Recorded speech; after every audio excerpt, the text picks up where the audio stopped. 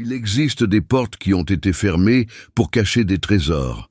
Et il existe des portes qui restent fermées pour une raison bien pire. Parce que, si elles s'ouvraient, ce ne serait peut-être pas ce qui se trouve à l'intérieur qui changerait tout.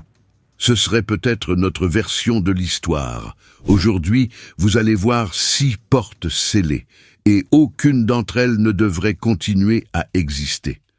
Le plus troublant n'est pas que ces portes soient fermées. C'est que dans de nombreux cas, nous savons exactement où elles se trouvent. Nous savons qui a tenté de les ouvrir, nous savons qui a reculé, nous savons même ce qui peut exister derrière elles, et, malgré tout, elles restent scellées. Certaines par peur de détruire ce qu'elles gardent, d'autres par pression religieuse, d'autres par calcul politique. Et certaines parce que, peut-être, ouvrir signifierait admettre que pendant des décennies ou même pendant des siècles, l'histoire a été organisée de manière bien trop confortable. Mais il y a une porte parmi les 6 qui est différente. Non pas parce qu'elle soit la plus ancienne, ni la plus précieuse, mais parce que, quand est venu le moment de la forcer, même ceux qui avaient l'autorité ont préféré arrêter. Commençons par la France. Parce que parfois, la porte la plus inquiétante ne cache pas un secret nouveau. Elle protège un secret qui a déjà été vu et qui, malgré tout, a dû être éloigné de nous. En Dordogne existe l'un des endroits les plus inconfortables de toute la préhistoire européenne. Non pas parce qu'il soit violent, mais parce qu'il est trop sophistiqué. Lascaux ne trouble pas en cachant des monstres. Lascaux trouble parce qu'il impose une question humiliante. Combien sous-estimons-nous les humains du passé? Les images de cette caverne semblent trop anciennes pour être si intelligentes. La composition, le mouvement, la notion de volume, le choix du relief de la pierre pour créer la profondeur. Cela ne semble pas être juste de l'art rupestre, cela semble être une conscience esthétique pleinement formée. Et c'est peut-être exactement pour cela que ce lieu a dû être protégé de nous. La porte de Lascaux n'est pas fermée parce que personne ne s'en soucierait. Elle est fermée parce qu'elle préoccupe trop. L'original est devenu vulnérable, justement après avoir été admiré. Autrement dit, notre présence n'a pas révélé le secret. Notre présence est devenue la menace. Cela touche à un air très spécifique de la sensibilité européenne. Parce que Lascaux n'est pas juste un patrimoine. C'est une preuve que l'origine de l'art n'est pas née dans des salons, des cours ou des académies. Elle est née dans l'obscurité. Elle est née avant l'écriture. Elle est née avant que l'histoire n'aime elle-même. Et cela ouvre la première grande fissure de cette investigation. Et si certaines portes étaient maintenues fermées, non pour cacher le passé, mais pour préserver des preuves que le passé était bien plus avancé que notre ego ne l'accepte? Mais Lascaux a été vu, photographié, étudié. Le problème est venu après. Imaginez maintenant une porte qui reste fermée, avant même que la réponse n'existe. Une barrière construite à l'intérieur de l'une des structures les plus célèbres de la planète. Et derrière elle, une autre barrière. À l'intérieur de la grande pyramide de Gizeh, un petit robot a avancé dans un étroit conduit du soi-disant « chambre de la reine ». Et il a alors trouvé quelque chose qui ne semblait pas naturel. Une pierre bloquant le passage, avec 2 petites anses en cuivre. Elle est devenue connue sous le nom de porte de Gantenbrink. Ce qui rend cela inquiétant n'est pas seulement l'existence de cette barrière. C'est ce qui est apparu après. Quand une petite perforation a permis à une caméra d'entrer, elle a révélé quelque chose d'encore plus étrange. Une deuxième barrière derrière la première.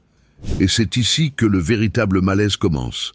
Parce qu'une barrière peut être structurelle, elle peut être technique, elle peut être architecturale. Mais 2, l'une derrière l'autre, dans un espace si spécifique, déclenchent un autre type de question. Ce n'est plus ce que cela soutient, c'est ce que cela essaie de retarder. La Grande Pyramide est déjà un objet surchargé de mauvaises théories, d'exagérations et de fantasmes.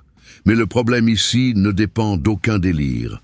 Même en supprimant toute imagination excessive, le fait brut reste troublant. Il existe là une décision architecturale délibérée. Il existe là un geste de blocage. Il existe là la logique d'un passage qui va mener à quelque chose et rencontre exprès un refus. Et la question la plus élégante est aussi la plus inconfortable. Si la première pierre fermait déjà le chemin, pourquoi en placer une deuxième? Mais toute porte scellée n'est pas faite de pierre. Certaines sont pires, certaines sont faites d'attentes, de gros titres, de désirs collectifs. D'une fin si grande de révélation que le monde entier commence à voir une porte, même quand elle n'existe peut-être pas.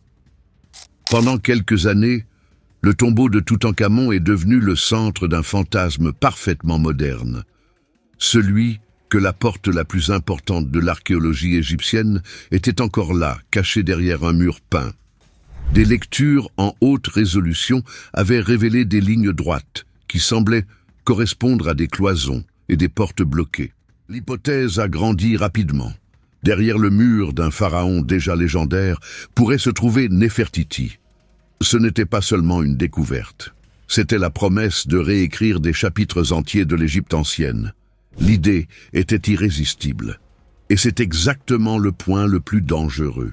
Quand une hypothèse est trop bonne, elle cesse d'être juste une possibilité et commence à agir comme une vérité émotionnelle. Pendant quelques instants, le monde entier s'est comporté comme si la porte secrète était déjà là. Les médias se sont enflammés.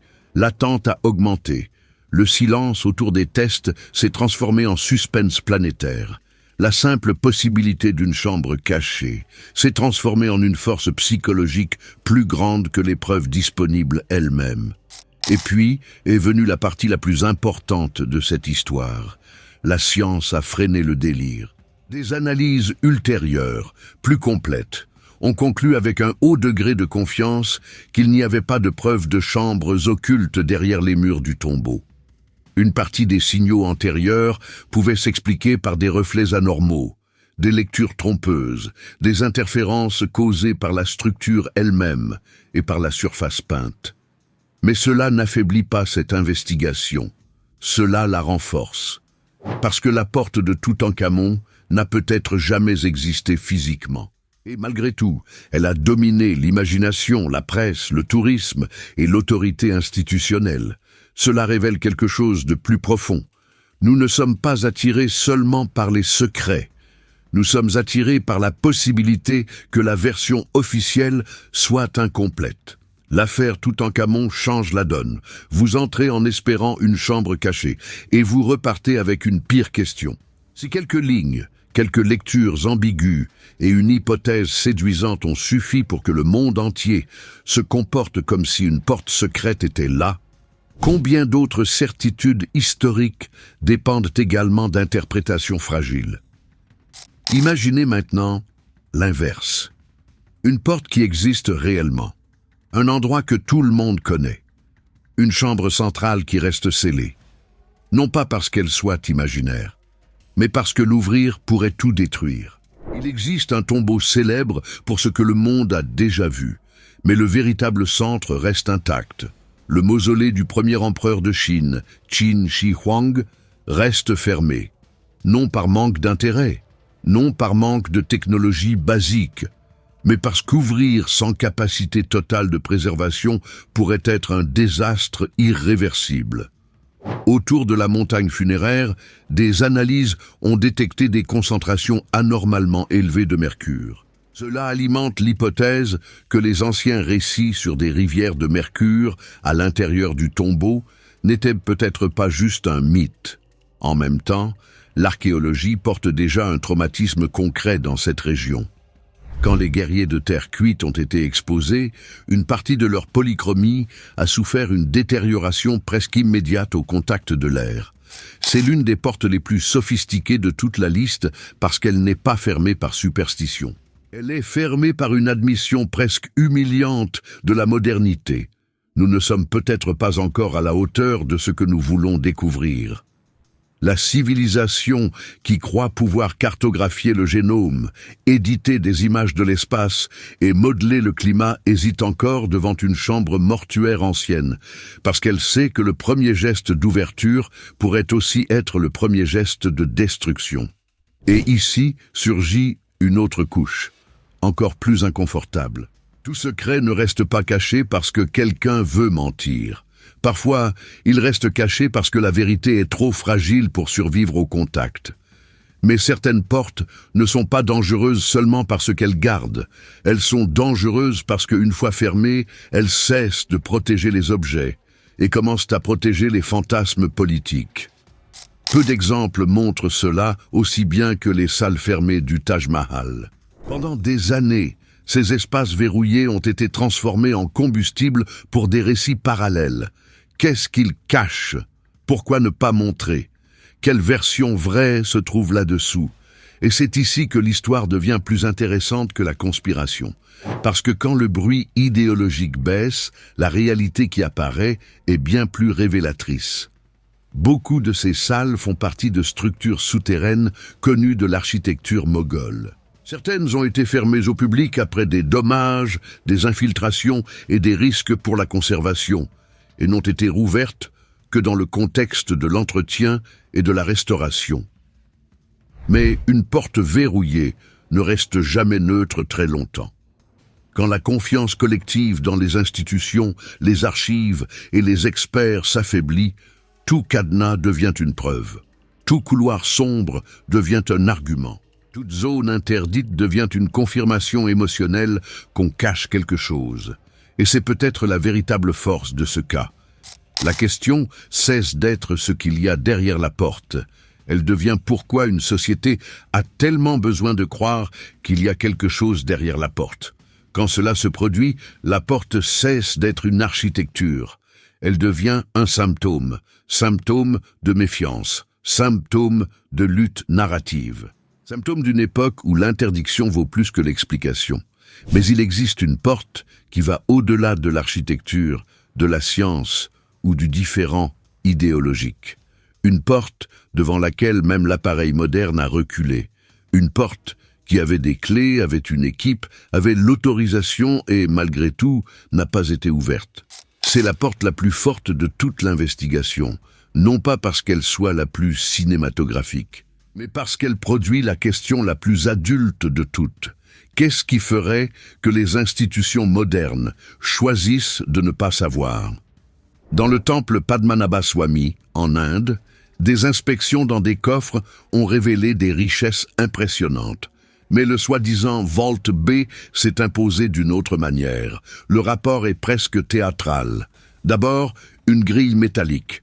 Ensuite, une porte robuste en bois. Puis une porte interne en fer avec des serrures, l'une d'entre elles étant coincée. L'équipe a envisagé de forcer l'ouverture, mais a reculé. Avant qu'un serrurier ne résolve la question, il y a eu une demande formelle pour que le coffre reste fermé au nom de l'intégrité spirituelle du temple. C'est ici que tout devient inconfortable à la fois. Si ce n'était que de la superstition, il serait facile de rire. Si ce n'était que de la bureaucratie, il serait facile d'ignorer. Si ce n'était que de l'argent, il serait facile de réduire. Mais non, il y a la loi, il y a la foi, il y a le patrimoine, il y a le pouvoir, il y a la peur de la profanation, il y a la peur du scandale, il y a la peur de l'erreur. Et le résultat final est le même. La porte reste fermée. Le Vault B n'est pas troublant seulement parce qu'il est scellé. Il est troublant parce qu'il est situé exactement à la frontière entre le visible et l'intouchable.